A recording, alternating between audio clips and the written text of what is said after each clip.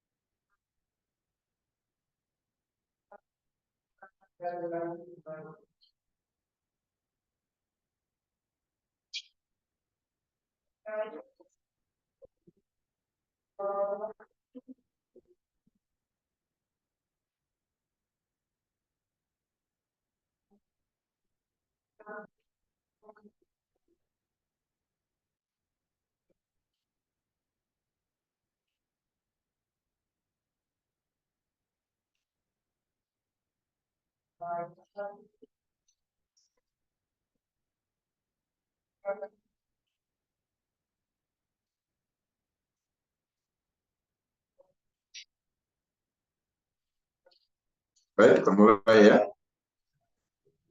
Qala al-mu'allif rahimahullah ta'ala wa nafa'ana Allah bihi wa bi'ulumihi wa bi'ulumikum wa bi'ulumi sa'iri salihin fid dharain ila aqal.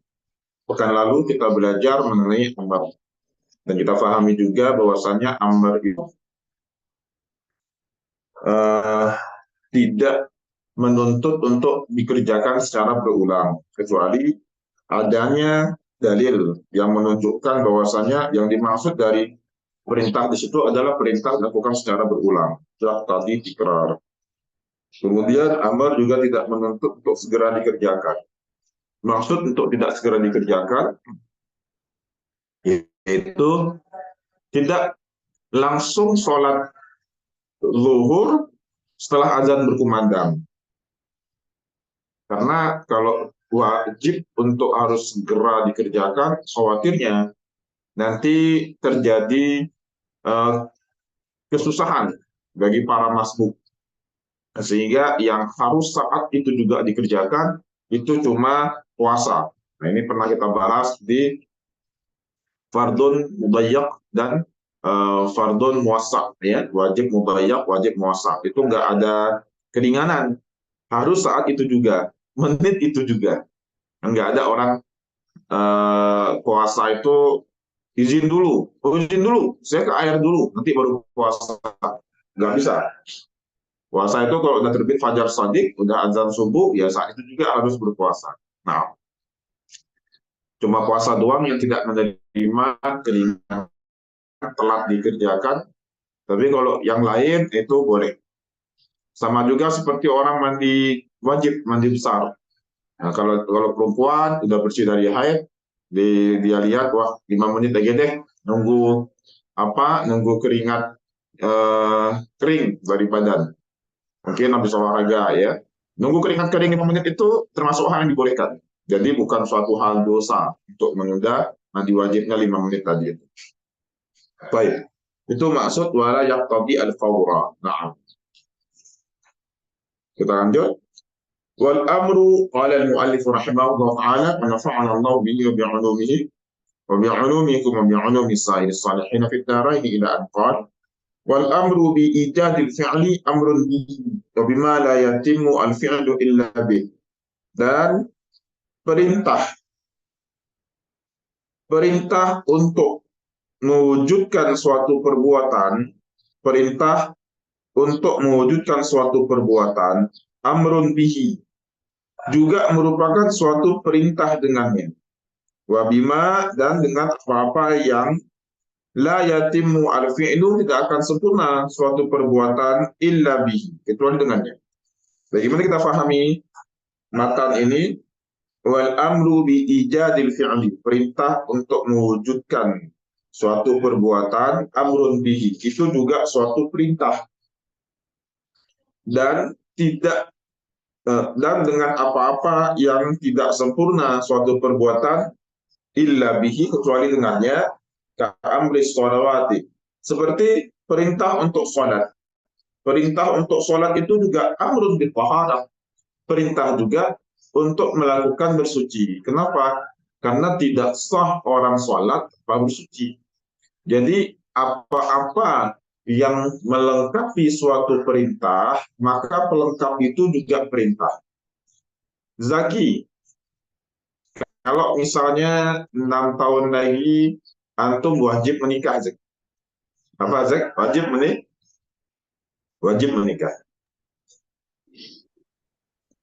Wajib mencari istri nggak, Zak? Antum wajib nikah, wajib mencari istri nggak? Wajib, Ustaz. Nah, baik. Yang wajib di istri atau menikah? Ya, dua-duanya, Ustaz. Istrinya dulu, Ustaz, istrinya dulu. Dua-duanya. Antum tidak akan bisa menyempurnakan kewajiban tadi tanpa mencari Oke. istri. Baik. 10 tahun lagi antum wajib naik haji. Antum wajib naik lagi. Wajib nggak untuk kaya bagi antum? Maka kita haji itu mampu. Wajib nggak antum kaya? Gimana? Wajib nggak, Jack? Apa, Ustaz, terputus, Ustaz. Isinya, Ustaz. Oh, tersebut. 10 tahun lagi antum kena wajib haji misalnya. Nah, wajib haji itu kan salah satunya mampu. Pertanyaannya, wajib nggak bagi antum untuk mampu atau kaya?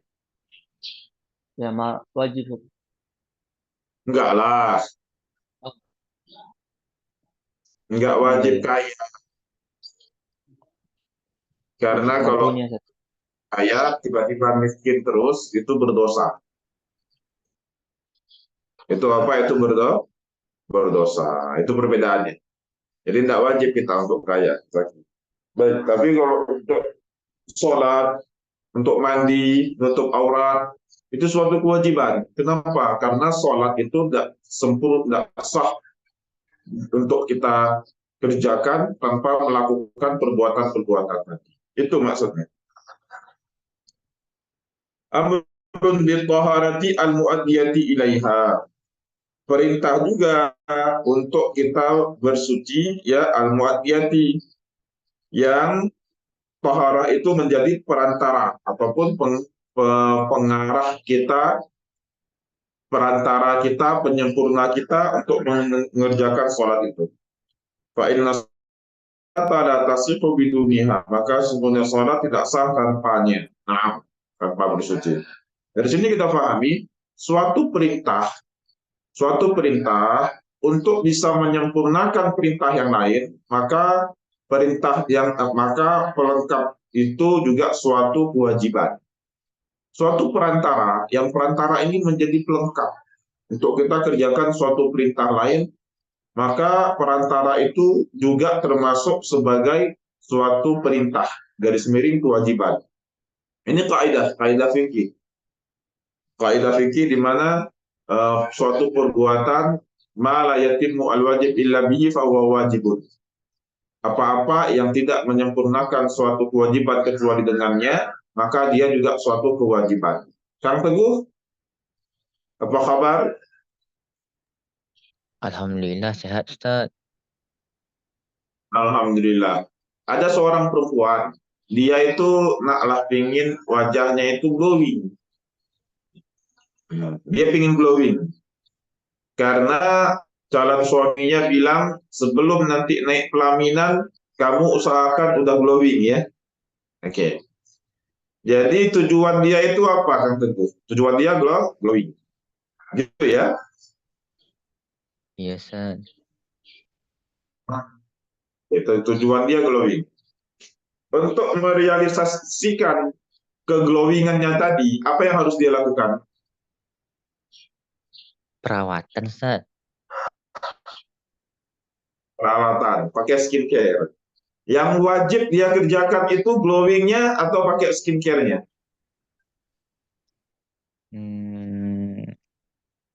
Glowing Ustaz. Dua-duanya. Dua-duanya. Karena tak bisa glowing tanpa skincare. Jadi pakai skincare itu pun merupakan suatu kewajiban, ya. Walaupun tujuan utamanya itu glowing gitu. Calon suaminya bilang nanti duduk di pelaminan enaklah sedikit difoto kan. Tujuannya glowing, tapi perantara untuk bisa menjadi glowing itu yaitu tadi skincarean tadi. Maka skincare itu juga menjadi suatu kewajiban. Nah, sama seperti kita sholat, tutup aurat itu menjadi kewajiban. Nah, tutup aurat itu menjadi perantara untuk bisa sholat kita itu sah. Nah, kira-kira begitu ya makna matan ini. Wal amru bi ijadil fi'li amrun bi, dan suatu perintah untuk bisa merealisasikan, mewujudkan suatu perbuatan dalam perintah itu juga dia perintah. Nah, dua-duanya jadinya perintah. Jadi zaki, nikah itu jadi wajib bagi zaki, mencari istri nanti juga mencari istri juga wajib bagi zaki.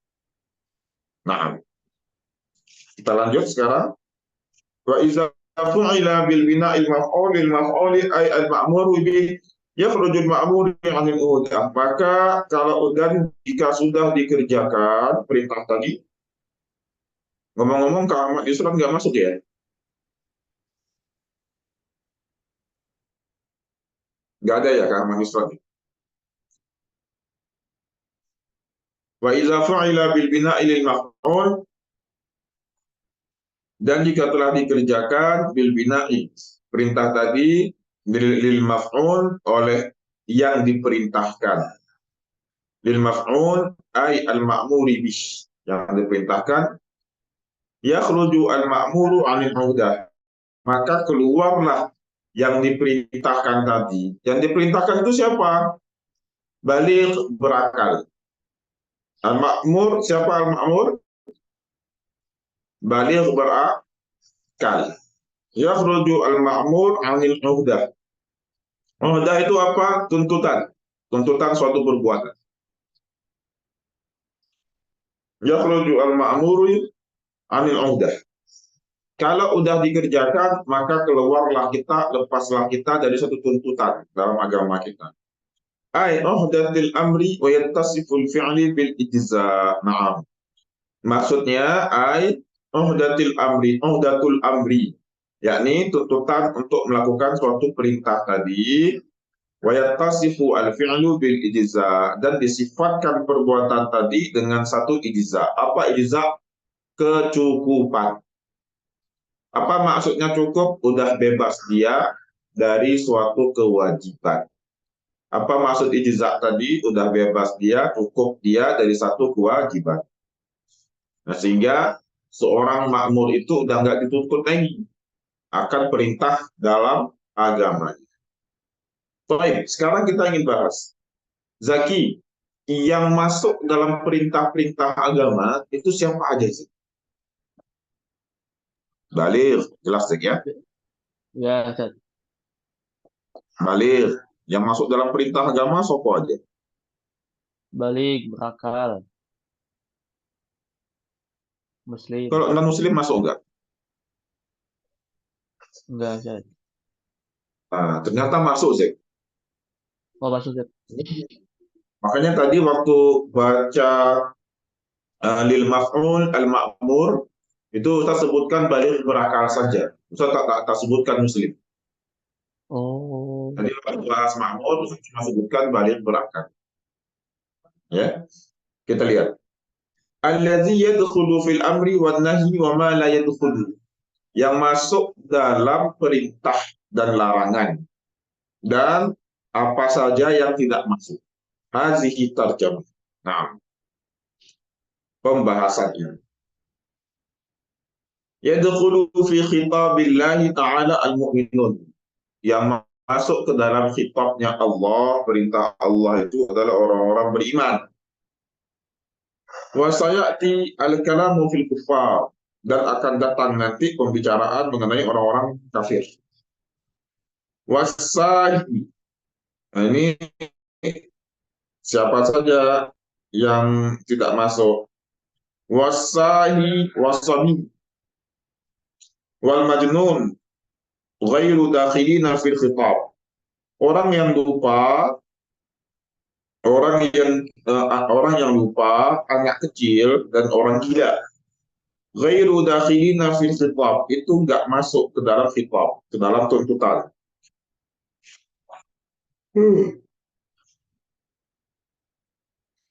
Sahi, apa makna sahi? Apa makna sahi? Apa makna nasi?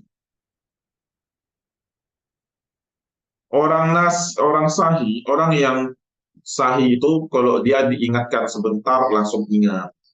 Tapi kalau orang nasi itu diingatkan berulang kali baru bisa. Contoh misalnya si Zaki, sibuk dia ngurus temennya nikah, sampai lupa sholat, Zek. Antum sampai lupa sholat. Dari zuhur sampai asar nggak sholat gitu. Diingatkan pada asar, Zek itu belum sholat, benar belum sholat, benar. Antum belum sholat. Nah, antum untuk sholat itu nggak perlu diajarin lagi, Zek. Cukup diingatkan saja. Gimana, Zek? Cukup diingatkan saja. Nggak perlu diajarin lagi. Caranya begini, nggak perlu. Karena udah bisa kan. Orang nasi itu seperti orang dia dilupakan oleh Allah hafalan Quran. Maka untuk bisa membaca lagi, dia harus mengulangnya berkali-kali. Nah, itu orang nasi. Jadi beda ya, orang sahi, orang nasi itu beda. Nah, jadi Zaki, kalau orang lupa tidak sengaja, kayak orang lupa makan, mohon maaf, lupa sedang puasa, Zaki. Itu lupa yang tidak disengaja. Pulang ke rumah, dia makan, dia minum. Itu sahi, bukan nasi. Karena kalau nasi itu, masa nggak boleh makan puasa? Iya, nggak boleh. Harus diingatkan lagi berulang-ulang. Itu kalau nasi. Tapi kalau sahi, diingatkan sekali, dia langsung paham. Benarkah kita sedang puasa? Iya, sedang puasa kita ini, jangan makan. Langsung paham. Baik, jadi itu bedanya as-sahi wa nasi. Maka orang yang sahih itu kalau dia lupa tidak sengaja, tidak berdosa. Orang sahih kalau dia lupa tidak sengaja tidak berdosa. Nah, wasabi, sabi anak kecil itu nggak belum dosa. Wal majnun, orang gila. Jadi cuma 3 ini aja. Pertanyaan sekarang, wal majnun gila. Ada orang nggak gila. Teh Emma, ada tetangga teteh yang umurnya 67 kita bilang. 67 teh. Baik, kita coba lihat dulu. Yang tidak masuk tadi siapa? Sahih. Wasahi di sini orang lupa tidak sengaja ya. Bukan memang lupa yang diingatkan nggak bisa, bukan. Nah, Zek, ente belum sholat kayaknya. Oh ya, belum sholat anaknya. Iya, Zaki sholat. Yang lalai sebelumnya itu nggak dosa. Karena lalainya itu lalai yang bukan dibuat-buat. Nah, diingatkan langsung paham. Kalau an-nasi diingatkan dulu, diajarin baru bisa lagi. Wasabi yang kecil, ini mudah. Wal majnun. Nah, nanti ada orang yang nanya ke Kang Yusron, nanya ke Kang Zaki, nanya ke Zaki juga. Nanya begini, saya punya nenek umur 67, tetangga TMA lah kita bilang. Nenek ini kalau dia sholat subuh kadang 3 rakaat, karena dikiranya maghrib. Kadang pun kalau lagi waktu baca Al-Fatihah, bukan Fatihah dibacanya, tapi tasyahud dibaca. Karena sholatnya dalam keadaan duduk. Udah tua kan. Saat baca Al-Fatihah dibacanya tasyahud, saat tasyahud dibacanya Al-Fatihah. Macam mana Ustaz? Apakah harus kami temani sholatnya biar betul? Kami ingatkan sholatnya agar udah betul. Jawabnya, dia itu tak masuk lagi dalam orang-orang yang wajib sholat. Kenapa? Karena syarat wajib sholat itu Islam baligh berakal. Dia tak punya akal. Dah hilang akalnya. Akalnya ada Ustaz, tapi tak berfungsi 100%. Nah, dah hilang sebagian. Udah pikun. Nah, tapi Zaki, antum jangan pura-pura pikun. Masih muda. Maka orang yang seperti itu tak wajib sholat. Nah, apakah harus kami temani terus sholatnya Ustaz? Tak usah temani, tak apa-apa. Tak wajib sholat lagi dia. Nah, beruntunglah kita, Allah kasih kita akal, mudah-mudahan sampai nanti tua, kita masih selalu diberikan juga kekuatan akal. Amin ya Rabbal Alamin. Karena kalau tidak, saat kita udah berumur 67, 68, sholat kita udah nggak betul, nah itu khawatir pahalanya tak sempurna lagi. Jadi majnun di sini, orang gila, dan juga orang tak punya akal. Orang tak punya akal itu termasuk udah tua, udah sepuh, nggak lagi kena khitab perintah sholat. Maka mau dia sholat, mau dia enggak, mau dia baca saat tasyahud itu dia baca Al-Fatihah, tak ada masalah itu, tak dosa lagi dia. Kenapa? Secara usul fikih dia tak masuk lagi dalam orang-orang yang kena perintah sholat. Selesai ya, siapa saja yang masuk dalam perintah. Bagaimana orang kafir Ustaz? Oke, buka kitab kita. Wa yu'maru as-sahi, orang yang wa yu'maru as-sahiyu diperintahkan kepada orang yang lupa tadi ba'da zahabis sahwi, setelah hilang kelupaannya, anhu bijabri khalalis sahwi, untuk mengganti ataupun membadal segala yang dia lupakan dalam lupanya tadi. Jadi kalau Zaki, Zek, antum tadi lupa sholat zuhur, tahu-tahu udah masuk waktu sholat asar. Nah, Ustaz punya teman dulu gitu Zek, karena dia terbiasa sholat di awal waktu. Saat itu dia nggak sholat di awal waktu. Dia nggak sholat di awal waktu karena ada tamu, ada kesibukan ini itu segala macam. Sebab tidak sholat di awal waktu, dia nggak sholat terus sampai asar. Nah terus diingatkan, kamu kayaknya belum sholat deh. Enggak, aku sholat. Enggak, tadi orang semua ke masjid, kamu nggak berangkat ke masjid itu. Iya. Nah maka dia harus mengqadha sholat zuhurnya tadi. Mengqadha apa? Sholat zuhurnya. Nah. Wa yu'maru as-sahiyu ba'da zabis sahwi anhu bijabri khalalis sahwi, dengan sesuai kadar selama kelupaannya tadi. Kaqadha ma fatahu minas shalah, seperti mengqadha apa-apa yang dia lalaikan dari salatnya. Wa dhamani ma atlafahu minal mal, dan mengganti apa yang dia rusak dari harta. Nah, dia harus diganti. Lanjut, wal kufaru Dan orang-orang kafir mukhatabuna, mereka itu termasuk kena khitab. Jadi orang kafir itu termasuk kena perintah. Wal kufaru mukhatabuna. Kenapa Zaki orang-orang kafir itu kena khitab? Karena kalau enggak gitu, nanti mereka lepas dari semua kewajiban. Mereka nggak akan diazab karena nggak sholat. Mereka tidak akan diazab karena tidak puasa. Mereka tidak akan diazab karena tidak bayar zakat. Tapi orang-orang kafir itu kena khitab. Ternyata mereka juga wajib sholat, wajib puasa, wajib zakat. Wajib. Kenapa Ustaz? Karena semua kewajiban ini berlaku pada seorang hamba Allah yang baligh berakal. Dan tidak sah mereka kerjakan tanpa memeluk agama Islam. Jadi kudu Islam dulu, baru sah mengerjakan semua itu. Naam. Wal kufaru mukhatabuna bi furu'i syara'i. Dan orang-orang kafir itu kena khitab dengan cabang-cabang permasalahan syariat, baik puasa, salat, zakat, mereka kena. Dan nanti akan diazab oleh Allah. Kenapa mereka tidak mengerjakannya? Wabima la tasihu, dan dengan apa-apa yang tidak sah illa bi bahwa al-Islam. Tidak sah mereka kerjakan kecuali dengan Islam. Jadi kalau ada orang kafir, mereka ikut sholat jamaah, itu tidak sah sholatnya. Karena untuk sah sholat, mereka harus masuk Islam dulu.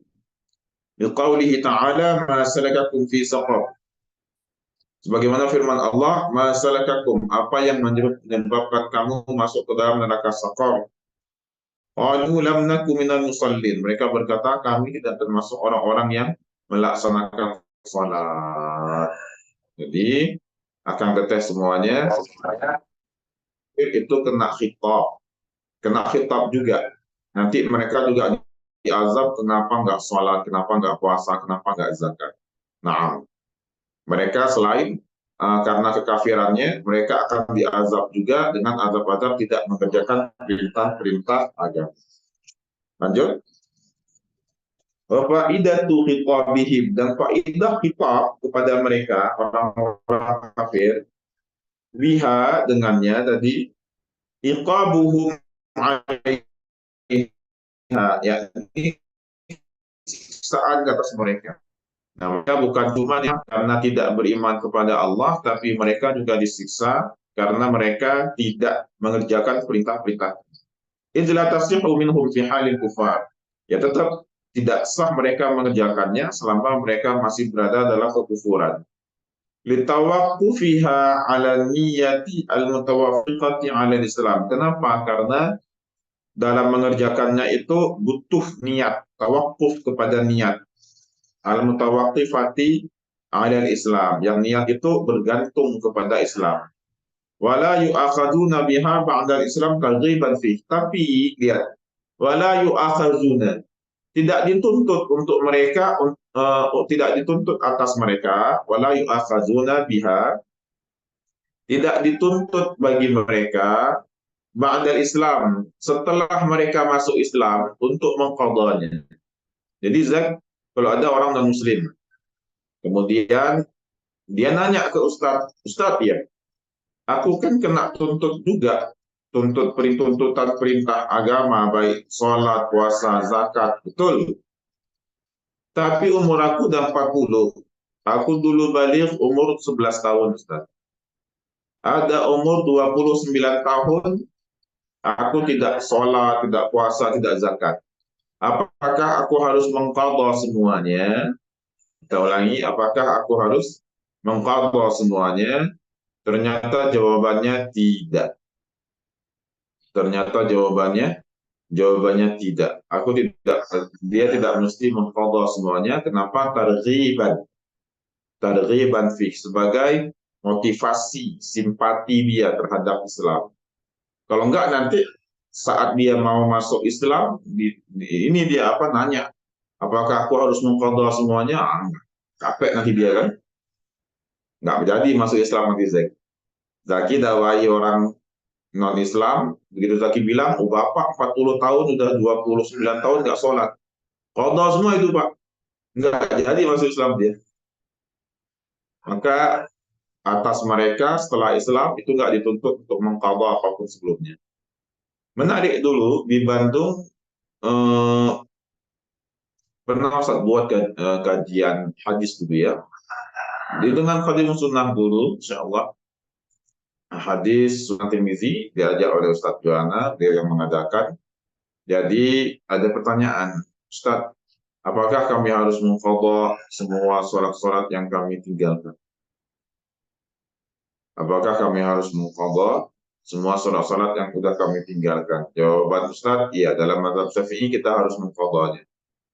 Nah, terus ada yang nanya lagi, tapi ada seorang Ustaz menjawab, tidak perlu untuk mengqadhanya. Tidak perlu untuk mengqadhanya karena para sahabat dulu tidak mengqadhanya. Jawaban Ustaz, beda kasus.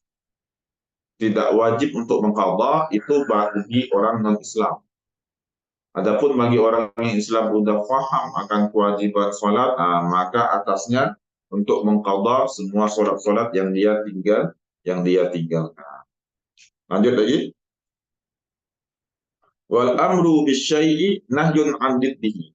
Ini boleh ditulis mafhum mukhalafah. Istilahnya mafhum mukhalafah.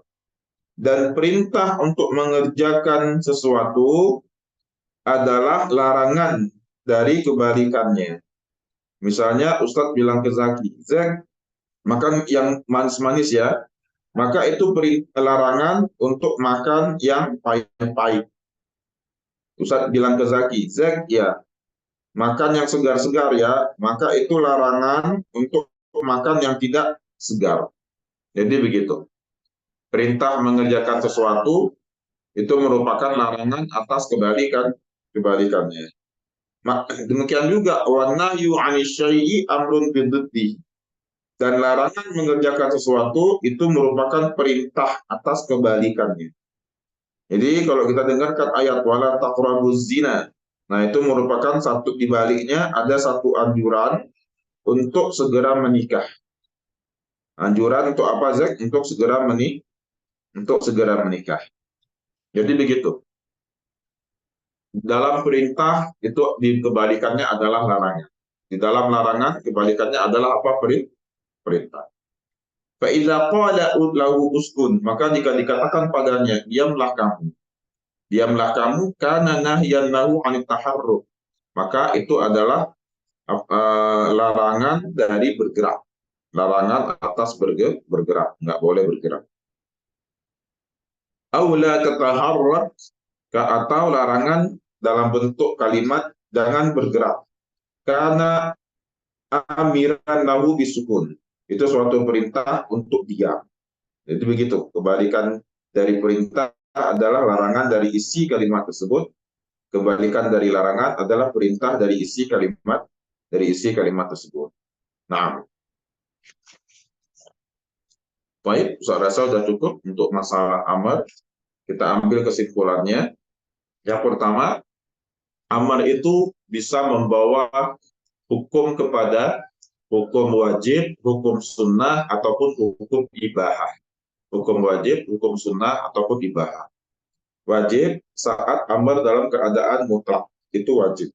Mutlak dan tanpa adanya sarifah, maka menjadi wajib. Sunnah jika adanya sarifah, dalil lain yang mengiringinya. Seperti dalam surat Al-Baqarah, perintah untuk mencatat segala hutang piutang, kemudian hukumnya tidak menjadi wajib, menjadi sunnah aja, karena ada ayat setelahnya, ayat 183 di akhir-akhir halaman surat Al-Baqarah. Kemudian juga nanti amar itu bisa juga menjadi suatu kebolehan, tidak wajib, tapi suatu kebolehan. Yang suatu perbuatan itu awalnya dilarang, tidak boleh dikerjakan, namun karena adanya dalil amar lalu menjadi suatu kebolehan. Ya. Nah, dan amar itu tidak menuntut untuk terjadinya pengulangan, kecuali adanya dalil, yang memang dalil itu menuntut terjadi suatu pengulangan.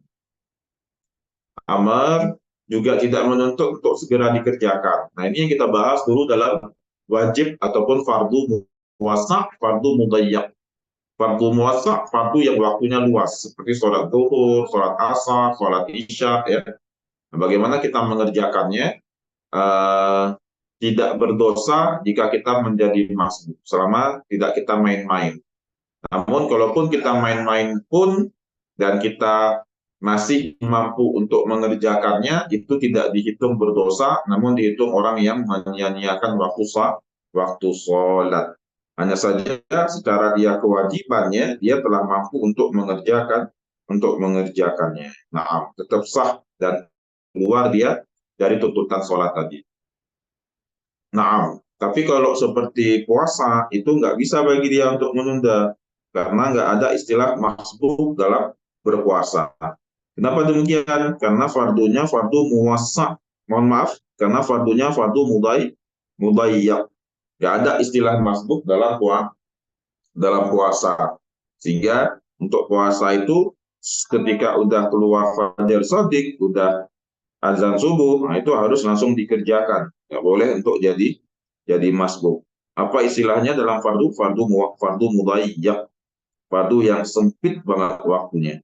Nah, kemudian amar juga dijelaskan apa-apa perkara apa-apa perkara yang menjadi penyempurna dari suatu amar, maka perkara tersebut adalah suatu kewajiban juga. Kita ulangi, suatu perkara yang dia itu menjadi penyempurna amar. Menjadi penyempurna amar seperti wudhu. Wudhu itu kan menjadi penyempurna sahnya sholat.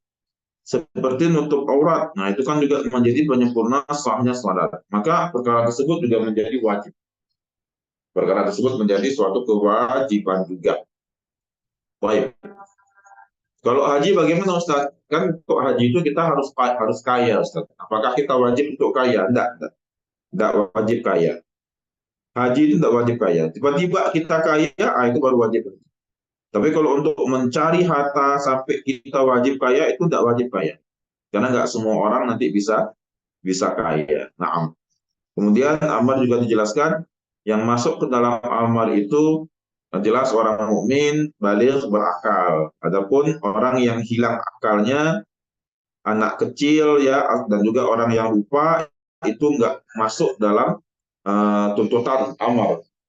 Namun jika orang lupa dia udah ingat kembali, maka dia harus mengerjakan semua yang dia lalaikan ketika dia dalam keadaan lupanya tadi. Sahih, bukan nasi. Kalau orang nasi itu memang orang lupa untuk diingatkan itu butuh waktu gitu. Seperti orang lupa hafalan Qur'annya, kita harus tartilkan kembali agar dia ingat. Dan pelan-pelan kita tartilkan. Namun kalau untuk orang sahih itu, kita ingatkan sekali dia langsung bisa. Amar juga dijelaskan kebalikan dari amar adalah suatu larangan. Nah, seperti kalau perintah diamlah kamu, di dalamnya tersimpan larangan jangan bergerak. Sekarang kita masuk ke nahi. Nah, wan nahi. Nahi ini lebih mudah daripada amar. Kalau amar kan menjelaskan arah hukum kemana. Arah hukum itu jelas tadi ke wajib, sunnah, dan ibahah. Ya. Kalau nahi ini nanti mengarahkan hukum itu kemana? Ke haram dan juga ke makruh. Nah, haram dan juga ke makruh. Itu si nahi tadi. Baik. Kemudian kalau kita lihat nahi ini lebih menunjuk akan rusaknya suatu ibadah jika dikerjakan dan ada larangan padanya. Nah, nahi ini menunjukkan rusaknya suatu ibadah dan ada dalil larangan di dalamnya. Kita ulangi. Nahi ini dalam kitab warakat lebih menunjukkan rusaknya suatu ibadah dan adanya larangan, dalil larangan di dalamnya. Bagaimana penjelasannya? Seperti larangan untuk berpuasa di hari apa aja, Zek? Larangan berpuasa di hari apa aja, Zek? Hari tasyrik, Hari tasyrik, hari apa lagi? hari raya. 2 hari raya. Nah, Ya. hari raya Idul Fitri. Selain kita dilarang untuk berpuasa di hari itu, tentunya itu nggak boleh kita kerjakan, haram ya. Nah, yang pertama, selain hukumnya haram. Yang kedua, kita pahami juga, kalau kita pun mengerjakannya, maka amal kita itu rusak. Amal kita itu nggak dianggap sah. Jadi bukan hanya berbicara hukumnya, namun berbicara kepada rusak atau sahnya suatu amalan tadi. Baik, jadi zaki bukan cuma berdosanya tadi, hukumnya haram bukan, tapi juga menunjukkan akan rusaknya suatu amalan. Nah, itu yang menjadi pokok bahasan dalam bab nahi di kitab warakat. Jadi nggak terlalu mengarah kepada hukum. Kenapa? Karena hukum itu jelas. Kalau kita paham amar itu mengarah kepada wajib, kepada sunnah, kepada ibahah, maka untuk nahi itu kan mengarahnya kepada haram dan kepada makruh nanti. Kalau mutlak maka hukumnya haram, ada sarifah hukumnya makruh, simple. Nah, yang diperdalam dalam kitab warakat bagaimana nahi itu menunjukkan akan rusaknya suatu amalan. Kita mulai. Qala al-mu'allif rahimahullah ta'ala wa nafa'ana Allah bihi bi'ulumi sa'iri salihin fid darain ila an qala wan nahyu istid'a'un ay talabut tarki bil qaul, yakni tuntutan untuk ditinggalkannya suatu perbuatan. Kalau amr kemarin itu tuntutan untuk dikerjakannya suatu perbuatan. Tapi kalau nahi di sini tuntutan untuk ditinggalkannya. Menarik ya. Tuntutan untuk ditinggalkannya suatu perbuatan, bukan dikerjakannya suatu perbuatan. Bil qaul, dengan perkataan. Nah, bil qaul dengan perkataan. Mimman huwa dunahu, dari orang yang berada di bawahnya. Sama seperti amar ya, dari orang yang di atas kepada orang yang di bawahnya. Ala sabilil wujub, yang mengarah kepada suatu kewajiban. Nah, jadi dituntut benar-benar untuk tidak boleh mengerjakan. Nah, kalau hukum masuknya kemana? Ke haram. Hukum ini masuknya ke haram. Ala sabilil wujub. Ala wizani ma taqaddama fi haddil amar. Nah, ini secara timbangannya itu, perbandingannya sama seperti ma taqaddam yang udah lalu. Fi haddil amar, dalam definisi amar. Jadi nggak jauh beda dengan amar. Suatu tuntutan dari orang yang di atas kepada orang yang di bawah. Mas Tamir, kita lanjut. Wa yadullu an-nahyu, maka nahi ini menunjukkan kemana? Al-mutlaqu syar'an. Secara mutlak, secara syarak menunjuk kemana ya? Al-mutlaqu syar'an. Lihat, beda pembahasan amar dengan nahi. Amar banyak berputar kepada hukum, yang mengarah hukumnya ke wajib, mengarah ke sunnah, atau mengarah ke ibahah. Dia lebih banyak mana al-mutlaq syar'an, kalau dalam keadaan mutlak, ala fasadil manhiyi anhu, mengarahnya kepada rusaknya sesuatu yang dilarang tadi. Fasadil manhiyi anhu, rusaknya suatu perkara yang dilarang. Nah, seperti orang puasa di 2 hari raya tadi, yang dibahas itu bukan hanya keharamannya, tapi dibahas puasanya itu nggak sah, puasanya itu batal. Fil ibadat, dalam bab ibadat misalnya.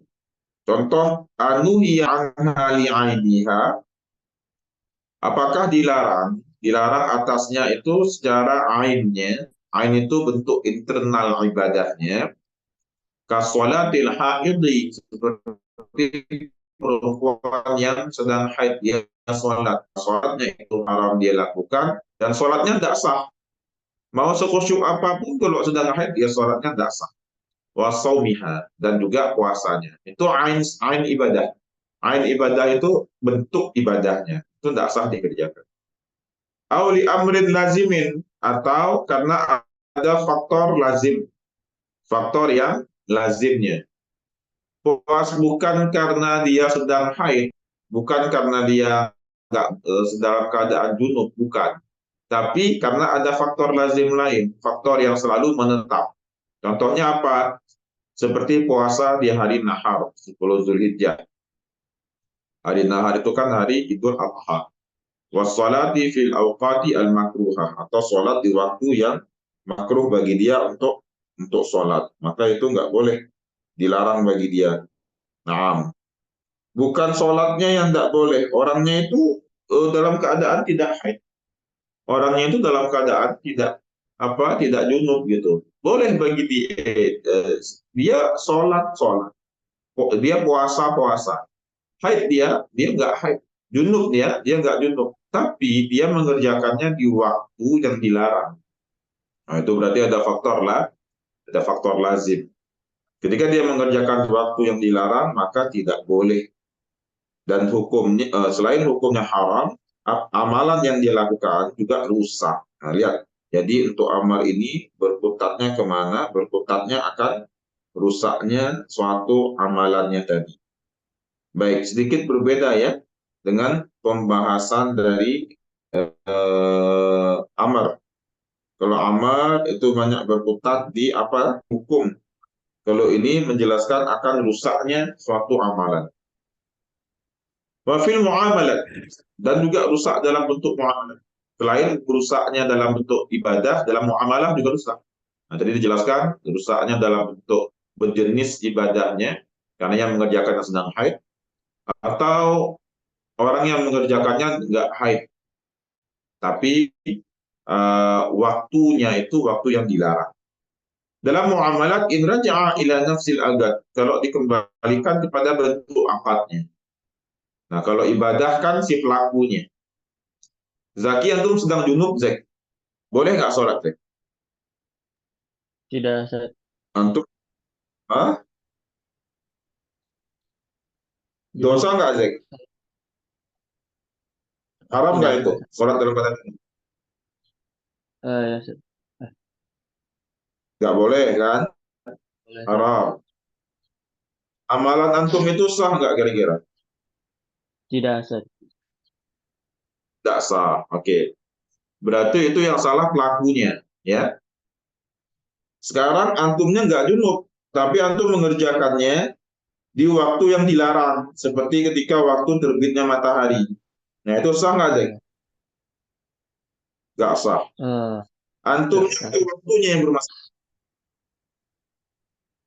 Antumnya yang bermasalah atau waktu ibadahnya? Ya, anaknya, Ustaz. Bukan. Waktunya yang bermasalah. Antumnya kan nggak sedang junub, nggak sedang haid. Nah, itu dijelaskan ada faktor lazim, faktor yang mengiringi.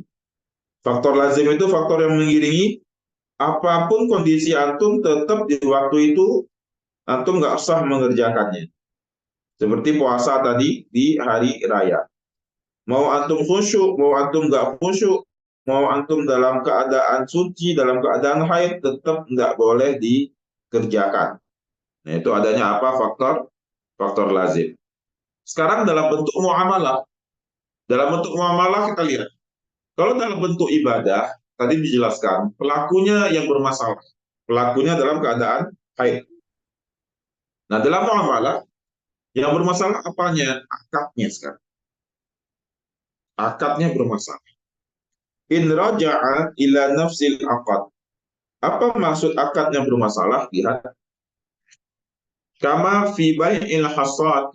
Seperti jual beli hasad, kerikil. Jual beli kerikil itu bagaimana?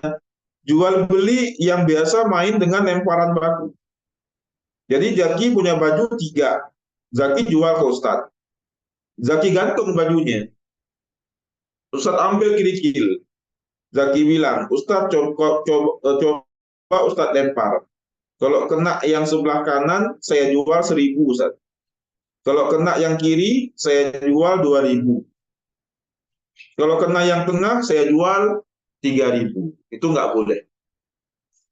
Jadi jual beli dengan kerikil, jual beli dengan lempar. Kalau mana yang kena, nanti harganya beda-beda. Nah, itu nggak boleh. Karena akadnya sendiri yang bermasalah. Nah, maka kasus seperti ini akan membuat amalannya tadi itu rusak. Apa penyebabnya? Akadnya. Apa, Zek? Akadnya. Bukan harinya, Zek. Bukan harinya, bukan waktunya, bukan bulannya. Tapi akadnya sendiri itu yang memang bermasalah. Auli amrin dakhilin fiha, atau ada faktor internal dari muamalah. Faktor internal muamalahnya bagaimana? Oh, berarti faktor internal muamalah barangnya. Barang yang diperjualbelikan. Contohnya, kama fi bai'in malajih. Seperti jual beli janin. Malakih itu janin. Janin apa? Janin onta misalnya. Hukumnya apa? Jual beli janin onta. Hukumnya nggak sah. Kenapa? Majhul. Jadi Kang Wahyu, Zaki, jual beli onta itu mau sebagus apapun kandungan bentuk perut ibunya, itu nggak boleh dijual belikan. Kenapa? Masih majhul. Belum diketahui. Baik. Itu akadnya bagaimana, Ustaz? Akadnya is okay, tidak masalah. Nggak mesti pakai lempar-lempar kerikil. Ada 3 ekor unta, Ustaz lempar, kena ke unta itu. Nah, ini Ustaz beli yang ini. Enggak seperti itu. Berarti aman secara akadnya. Tapi ada faktor internalnya. Apa? Barang yang dijual. Barang yang dijualnya itu masih majhul. Karena kemajuhulannya, maka jual belinya pun rusak. Dilarang. Akibat dilarang, jual belinya nggak boleh. Kita lihat lagi. Atau ada faktor eksternal. Ada faktor eksternalnya, kharijin anhu lazimin lahu, dan juga selalu mengiringinya, kama fi bai'i dirhamin bidirhamin, seperti jual beli 1 dirham dengan 2 dirham. Akadnya jual belinya dikerjakan di waktu yang tidak dilarang. Barang yang dijual juga jelas, tidak seperti janin tadi. Kalau janin kan faktor internal. Ini faktor eksternalnya. Barangnya jelas nggak? Jelas. Berarti bukan barang yang bermasalah. Tapi 1 dirham dijual dengan 2 dirham, itu yang nggak boleh. Berarti bukan barang yang bermasalah. Tapi jual beli dengan harga yang berbeda tadi, 1 dirham dijual dengan 2 dirham, itu yang jadi masalah, Zaki. Paham, Zaki ya? Bukan 1-2 dirhamnya. Bukan, mohon maaf, bukan bentuk barangnya, bukan. Bentuk barangnya bisa dilihat. Namun, proses jual belinya yang menjual 1 dirham dengan 2 dirham, itu yang nggak boleh. Apa maknanya di sini, Ustaz? Ketika dilarang, maka muamalah itu rusak. Ketika dilarang, apa Zaki? Maka muamalah itu rusak. Nah, bukan cuma haram untuk dikerjakan, namun muamalahnya rusak. Baik, kita lanjut.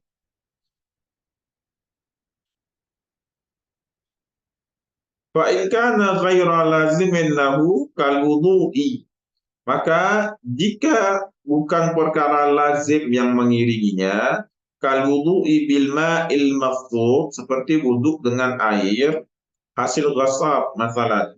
Wa kal bai'i waqta nida'il jum'ati lam yadullu 'alal fasad. Khilafan lam yufimuhu kalamul musannif. Berbeda dengan kesimpulan yang dipahami dari kalamnya musannif. Maksudnya bagaimana, Ustaz? Tadi kan itu rusak semua muamalahnya, Zaki. Kalau ada orang yang jual beli dengan bai'ul hasad. Bai'ul hasad itu dengan cara melempar batu. Dia pilih, kalau kena batu ini ke sini, maka harganya sekian. Kena sini sekian. Itu nggak boleh. Nggak jelas harganya, kan? Berarti akadnya sendiri yang rusak. Yang kedua, ada faktor internalnya. Maksudnya apa, Ustaz? Barangnya nggak jelas. Itu yang kedua. Yang ketiga, ada faktor eksternalnya. Ada barang, jelas barangnya, waktunya tidak dilarang, tapi 1 dirham dijual 2 dirham, itu tidak boleh. Yang keempat, kita lihat, ada faktor ghair lazim. Faktor ghair lazim. Contohnya bagaimana faktor yang tidak mengiringinya? Zaki wudhu dengan air, ini faktornya nggak mengiringinya, nggak menetapinya. Zaki wudhu dengan air hasil curian. Air itu mempengaruhi nggak sahnya wudhu Zaki? Tidak, Ustaz. Karena tidak mengiringinya, tidak menjadikan faktor yang lazim, tidak. Mau zaki wudhu air curian, wudhu air dikasih orang, wudhu air nimba sendiri, selama air itu masih dari 7 sumber air, itu sah digunakan. Selama air itu masih air mutlak secara fikih, itu sah digunakan, tapi berdosa. Gimana, Zek? Berdosa. Ada istilahnya itu, eh, sah ma'al sah ma'at tahrim. Sah tapi berdosa, tapi haram. Sah ma'at tahrim. Sah tapi haram. Nah, kenapa? Karena faktornya ghair lazim. Ghair lazim nggak mengiringi. Nggak harus selalu airnya itu air yang non hasil curian, enggak. Mau zaki wudhu air apapun itu, selama airnya itu bersumber dari salah satu 7 sumber mata air, ya sah bagi zaki untuk wudhu. Tapi apa, Zak? Tapi berdosa. Nah, seperti juga ada orang yang jual beli di waktu azan Jumat gitu ya. Nah, itu nggak menunjukkan rusaknya suatu jual beli. Namun dia berdosa. Baik, khairan insyaallah. Nah, itu simpel sekali. Nah, ini nggak terlalu banyak. Kita ambil kesimpulan. Nahi itu dalam kitab warakat tidak terlalu banyak membahas kepada arah hukum, tapi banyak membahas kepada arah rusaknya suatu amalan yang dilarang. Contohnya tadi dalam ibadah itu ada yang bentuk ibadahnya. Kenapa? Karena yang mengerjakannya dalam keadaan sedang haid, seperti puasa, ataupun sholat, ataupun orang yang junub. Nah, bukan hanya berdosa dia mengerjakannya, tapi juga rusak amalan dia, tidak dianggap sah amalan dia tadi. Yang kedua, karena ada faktor lazim yang mengiringinya. Orangnya baik mengerjakan, tidak dalam keadaan junub ataupun haid. Tapi ada faktor yang selalu mengiringinya. Apa? Waktunya. Seperti puasa di hari 2 hari raya. Mau dia dalam keadaan haid atau tidak haid, tetap tidak boleh berpuasa. Baik. Dalam bab muamalah, yang pertama karena akadnya. Akadnya itu akad dengan cara melempar batu kerikil. Nah, itu nggak boleh. Nah, melempar batu kerikil kalau kena ke sini harganya sekian, kena ke situ harganya beda. Atau ada faktor lain, ada faktor internalnya. Apa faktor internal? Barang yang diperjualbelikan. Barangnya itu ternyata nggak jelas, masih dalam perut unta. Ya, itu juga nggak sah. Atau ada faktor eksternalnya, lazimin yang mengiringinya, bukan ghair lazim. Lazimin, faktor eksternalnya itu barangnya oke, kelihatan, namun dijualnya 1 dirham dengan 2 dirham. Nah, itu juga nggak boleh. Nah, kemudian ada faktor faktor ghair lazim yang tidak selalu mengiringinya. Tidak dituntut untuk harus begitu. Contohnya orang wudhu dengan air hasil curian. Nah, wudhunya itu sah. Kenapa? Nggak dituntut airnya air tidak curian, harus air A, B, C. Yang penting air bersumber dari salah satu 7 sumber mata air. Air empat dari bumi, 3 dari langit. Yang dari langit itu air hujan, air salj, dan juga air embun. Nah, jatuh dari langit. Khairan, insyaallah. Kita lanjut. Ya, dan kita pahami juga tadi ada istilah sah ma'at tahrim, sah tapi berdosa. Ada lagi sah ma'al ikrah, sah tapi nggak disukai. Contoh Zaki, silakan kamu. Zaki sholat pakai sarung, tok, sah nggak itu? Ya, Ustaz. Contoh Zaki sholat pakai sarung tok gitu, sarung aja, sah nggak itu? Asal menutup aurat masa sah, Ustaz. Menutup aurat. Sah ya. Tapi Dan ikrah, masa sah. tapi nggak disukai. Kenapa? Ya cuma pakai sarung tok gitu, pusar kemana, badan kelihatan gitu kan. Tapi sah ya. Nah, itu dia. Sah tapi tidak disukai. Kalau sarungnya hasil curian, sah tapi berdosa. Sah tapi berdosa. Kita lanjut. Tadi itu ditemukan, didapatkan sighatul amri wal muradu biha. Sighatnya amar itu dan yang dimaksud itu adalah dengannya. Ai bil amri al ibahah. Sama juga seperti amr. Nah, contohnya nanti akan mengarah kemana? Larangan itu akan mengarah kepada suatu kebolehan juga. Selain mengarah kepada suatu keharaman, juga mengarah kepada suatu kemakruhan. Wal muradu bihi ya. Wal muradnya itu apa yang diinginkan dalam sighat tersebut? Yang pertama yang diinginkan apa sih? Apa? Suatu hukum haram, lalu suatu makruh, ya. Boleh juga al-ibahah, suatu kebolehan. Nah, kama taqaddam sebagaimana yang sudah lalu. Awil tahdid. Tahdid itu atau satu ancaman. Nah, larangan itu bisa juga mengarah kepada satu ancaman. Nahu i'malu masyitum. Contohnya, lakukanlah apa yang kalian inginkan atau kehendaki. Awil taswiyah atau menyamakan. Menyamakan antara dua keadaan. Isbiru aula tasbiru. Kalian bersabar ataupun tidak bersabar. Awil takwin atau menjadikan. Nahu kunu qiradatan. Jadilah kamu kera yang hidup. Baik, khairan insyaallah. Selesai pembahasan kita mengenai amar dan juga mengenai nahi.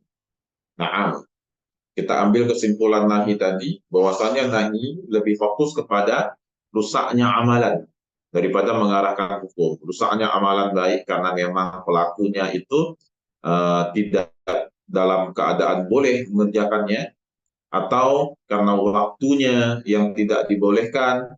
Itu kalau ibadah ya.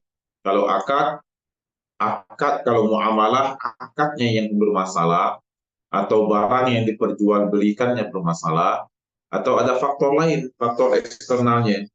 Ada faktor eksternal yang mengiringinya seperti menjual 1 dirham dengan dua dirham. Adapun jika faktor yang tidak mengiringinya, tidak lazim, seperti wudhu dengan air persucian, maka wudhunya itu sah, namun dia berdosa.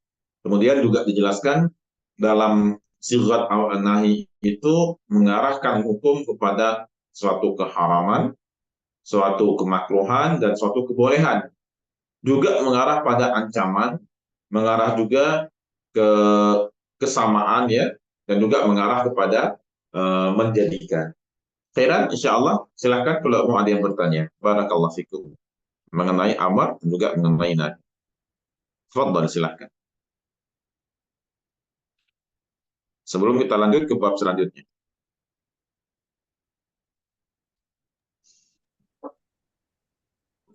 Ustaz, maaf. Iya, silakan.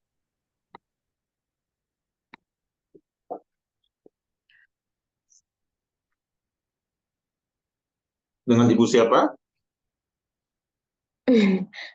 Yuniarti, Ustaz. Iya, silakan Teh Yuniarti. Tanya yang tadi Ustadz di Amr yang seruan atau hitop untuk orang-orang kafir itu, apakah bisa disimpulkan hitopnya itu agar mereka masuk Islam, Ustadz? Soalnya kalau mereka belum masuk Islam tidak bisa melaksanakan cabang-cabang syariat tadi. Ya, apakah hitopnya berarti hitop agar mereka masuk Islam? Iya, Teh Yuniarti. Masya Allah, apakah kitab untuk orang non-Islam tadi, orang kafir tadi, kitab untuk agar mereka masuk Islam? Iya, itu salah satu seruan dakwah juga ya untuk mereka. Karena ada begini Teh, bagaimana hukumnya orang kafir yang banyak bersedekah? Ada orang kafir yang dia sedekahnya itu dia sebulan itu 15 juta sedekah. Dia bangun masjid lagi. Masjid dibangunnya.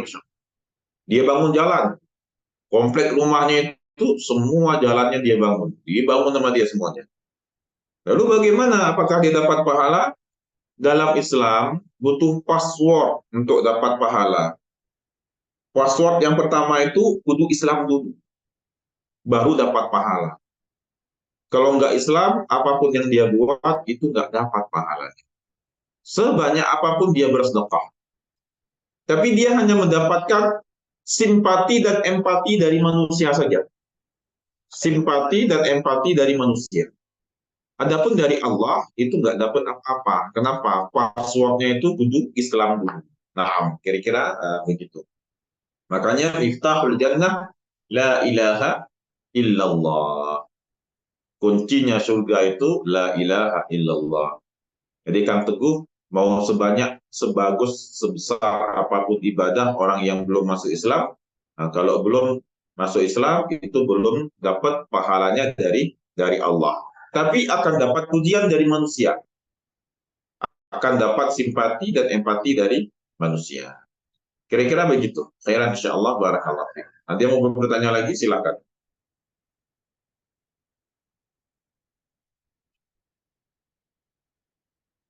Tafadhal kalau ada yang mau bertanya lagi. Ustaz, apa sih izin bertanya, Ustaz? Boleh, Zek. Jadi yang dimaksud masalah jazim dan berjazim itu berarti yang jazim itu menyangkut apakah amal itu sah atau tidaknya saja.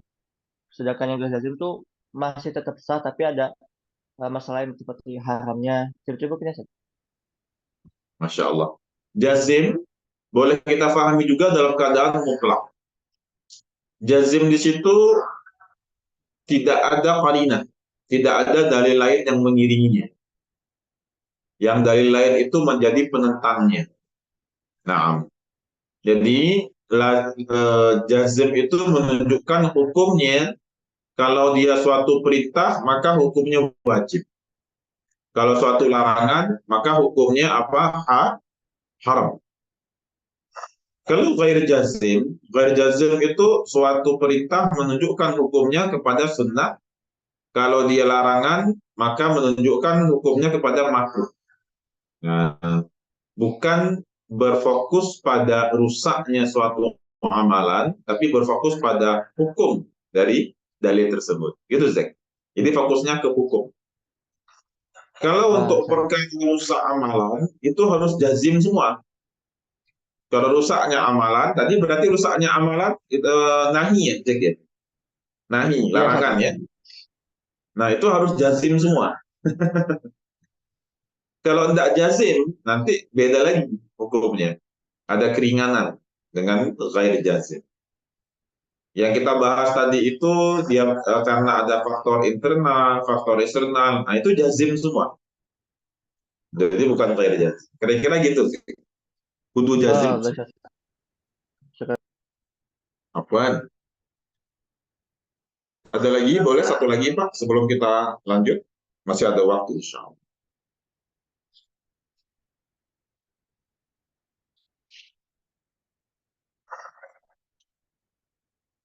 Baik, pertanyaan dari saya ya. Kapan amar itu wajib untuk dikerjakan? Kapan suatu dalil amar itu menunjukkan isinya adalah wajib untuk dikerjakan? Kapan suatu dalil amar itu isinya menunjukkan akan kewajiban untuk mengerjakannya? Kapan kira-kira? Jawabannya simpel. Apa, Zek? Mirip-mirip dengan pertanyaan Zaki tadi. Kapan suatu amar itu menunjukkan dalilnya wajib untuk dikerjakan? Zaki habis nanya kok lupa sih. Itu ada di kitab, kitab bukan Al-Lumah, apa ya? Lupa saya. Al-Lumah kalau nggak salah. Iya, dalam kitab Al-Lumah ada. Jawabannya, Zek, kalau jazim, jawabannya kalau jazim, kalau mutlak. Kalau dia mutlak dan jazim, maka menunjukkan wajib untuk dikerjakan si amar tadi. Nah, itu ada dalam kitab. Pertanyaan lagi, apakah Ammar itu harus diulang-ulang mengerjakannya? Boleh yang lain jawab, Pak Wahyu mungkin boleh bantu jawab. Apakah Ammar itu harus berulang-ulang dikerjakannya gitu, perintahnya? Iya boleh Ustaz, kalau amal itu waktunya sudah masuk ya. Enggak, bukan waktunya, bukan masalah waktunya, Pak Wahyu. Nah, tapi pertanyaannya, apakah Ammar itu harus dikerjakan secara berulang-ulang?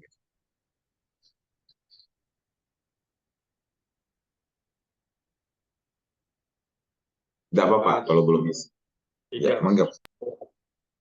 Tidak, Boleh, bagus Ustaz. jawabannya, bagus Pak Wahyu. Terima kasih Pak Wahyu, jawabannya bagus. Tidak harus berulang-ulang dikerjakan. Jazakallah khair Pak Wahyu. Kang Teguh, pertanyaan buat Kang Teguh. Tadi kan jawaban Pak Wahyu tidak harus berulang-ulang dikerjakan. Tapi ada waktu, ada momen, amar itu harus dikerjakan berulang-ulang. Nah, kapan itu Kang Teguh? Kapan amar itu harus? Ketika ada perintahnya Ustaz untuk dilakukan berulang-ulang. Jazakallah khairan kan. Ketika ada dalil yang menunjukkan perintahnya itu harus dikerjakan berulang-ulang. Jawaban yang memuaskan. Baik. Zaki, pertanyaan lagi dari Ustaz. Orang yang lupa mengerjakan suatu perintah, lupanya nggak sengaja ya, bukan lupa dibuat-buat, bukan, itu kebangetan. Apakah dia harus mengulangi perintah yang dia lupakan tersebut? Ketika lupa, Ustaz. Saat dia ingat, apakah dia harus mengulangi perbuatan yang dia lupakan tersebut? Iya, Ustaz. Harus diulangi, Ustaz. Contohnya? Seperti halnya orang yang lupa salat zuhur, kemudian sudah masuk waktu salat asar, maka dia wajib untuk mengerti salat zuhurnya yang lupa tadi, Ustaz. Bagus, Masya Allah. Barakallahu fiik. Nah, kenapa Zaid, orang kafir itu kalau masuk Islam, itu nggak dituntut untuk mengqadha sholat-sholatnya? Mungkin ada keringanan, Ustaz, seperti halnya para sahabat. Bukan keringanan, tapi targhiban, Oh, targiban lah, Ustaz. motivasi. Adanya apa targhiban. Targhib itu motivasi. Motivasi untuk dia masuk Islam. Kalau nggak jadi masuk Islam, Zaid. Wah, harus qadha puasa. Banyak apa coba dia harus qadha ya? Nggak jadi masuk Islam. Baik. Ada matan bunyinya itu suatu perintah, maka di dalamnya adalah suatu larangan. Itu gimana kita pahaminya sih? Dalam suatu perintah, maka di dalamnya itu ada larangan. Bagaimana kita memahami?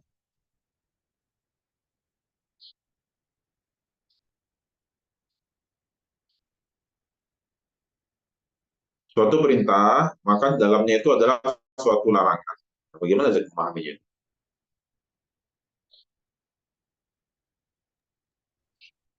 Apa, Ustaz? Tidak ada, Ustaz.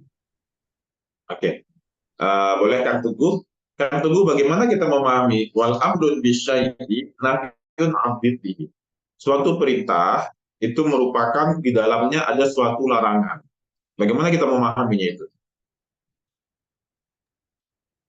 Nah, Ustaz, ketika diperintahkan berarti kita tak boleh mengerjakan kebalikannya Ustaz.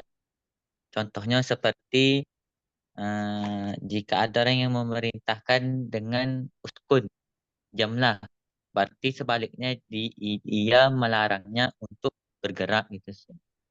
Begitu, Zek. Jadi kalau Ustaz bilang, Zek, nikahlah Zek. Itu berarti larangan untuk menjadi jomblo sepanjang hidup gitu, Zek. Ya, kalau Ustaz bilang, Zek, jangan nikah dulu. Jangan nikah dulu. Nah, itu kan larangan kan? Jangan nikah dulu. Isinya adalah perintah untuk Zek menjomblolah dulu. Kira-kira gitu. Zek, jangan nikah dulu. Kebalikannya apa? Kebalikannya, Z, menjomblolah dulu. Kira-kira begitu ya. Nah, baik. Terakhir, Zaki, pertanyaan. Apa yang dimaksud dengan jual beli hasah, jual beli kerikil?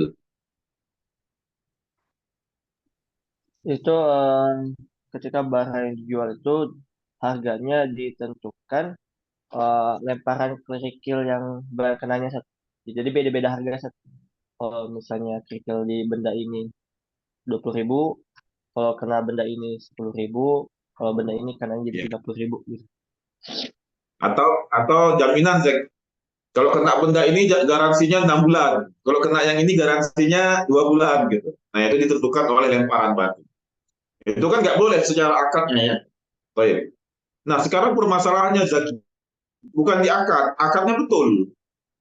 Tapi barang yang diperjualbelikan itu nggak jelas. Nah, itu namanya faktor internal. Seperti jual beli apa? Jual beli kontak dalam perut ibunya, janin. Nah, itu nggak boleh. Itu kan dilarang. Ketika dilarang, bukan cuma haram, namun rusak juga jual beli seperti itu. Tapi ada satu bentuk amal ibadah yang kita itu sah mengerjakannya, namun berdosa. Apa contohnya sih? Sah tapi berdosa. Contohnya apa? Contohnya ketika kita eh, mengambil air wudhu, tetapi airnya hasil curian. Kalau ada seorang laki-laki jahat menikahi perempuan yang baik-baik, itu sah tapi berdosa, masuk nggak kira-kira? Laki-laki jahat menikahi perempuan baik-baik. Sah. Itu nggak masuk ya? Nggak masuk, nggak masuk. Ya. Kenapa Kang Zaki Az-Zahar itu nggak masuk? Karena manusia itu sifatnya berubah-ubah. Kenapa Teh Yuniarti itu nggak bisa masuk dalam bab tadi? Laki-laki jahat menikahi perempuan baik. Ustaz, nikahnya sah, tapi berdosa itu perempuan laki-laki itu, Ustaz. Kok nikahi yang baik-baik gitu, Ustaz ya? Nah itu nikahnya sah gitu, Ustaz. Tapi kayaknya berdosa ini, Ustaz. Kayak gak banget laki-laki itu, Ustaz. Nikahi perempuan baik-baik. Itu nggak bisa dijadikan suatu contoh hukum. Kenapa? Karena sifatnya berubah-ubah. Manusia itu bisa aja besok bertobat, besok jahat, besok bertobat. Nah, yang pasti itu suatu kepastian, adapun sifat manusia itu berubah-ubah terus. Khairan, alhamdulillah dapat difahami dengan baik ya materi kita hari ini. Kita masih ada waktu 10 menit lagi, tapi nggak usah lanjutkan. Kenapa? Karena tanggung kalau dilanjutkan. Tanggung nanti ngawang materi ini. Ini materi minggu depan, kita akan bahas apa itu am, apa itu khas, apa itu taksis. Seru, insya Allah pembahasan minggu depan. Kita akan lihat, Zaki, bagaimana pertentangan dua dalil. Nah, insya Allah kita akan memperdalam lagi definisi usul fikih. Dan Zaki Az-Zahar, definisi usul fikih apa? Yang pertama, mengetahui dalil global. Yang kedua, kita paham untuk mengaplikasikan dalil global ini, terutama ketika terjadi pertentangan dalil. Terjadi ta'arud, pertentangan dalil. Nah, ketika dua dalil bertentangan, bagaimana cara kita untuk menyelesaikan masalah tersebut? Minggu depan kita bahas dalam bab taksis. Ditolong ketua kelas mungkin bisa dimotivasi minggu depan teman-teman hadir semua. Jangan sampai nanti kalau ketemu dalil hadis yang ini begini, yang ini begini, dia bingung. Yang ini umum, ini khas. Bagaimana mengeluarkannya? Itu tak khawatirkan. Insya Allah minggu depan materi yang menarik bagi pelajar ahli hadis. Mudah-mudahan bisa hadir semua. Barakallahu fikum. Allahumma inna nas'aluka ilman nafi'an wa fahman wasi'an wa rizqan wasi'an halalan tayyiban wa amalan taqabbalan. Subhanakallah bihamdika. Asyhadu an la ilaha illa anta astaghfiruka wa atubu ilaik. Assalamualaikum warahmatullahi wabarakatuh. Waalaikumsalam warahmatullahi wabarakatuh. Waalaikumsalam. Ustaz. Ahsanallahu ilaikum. Ilaik.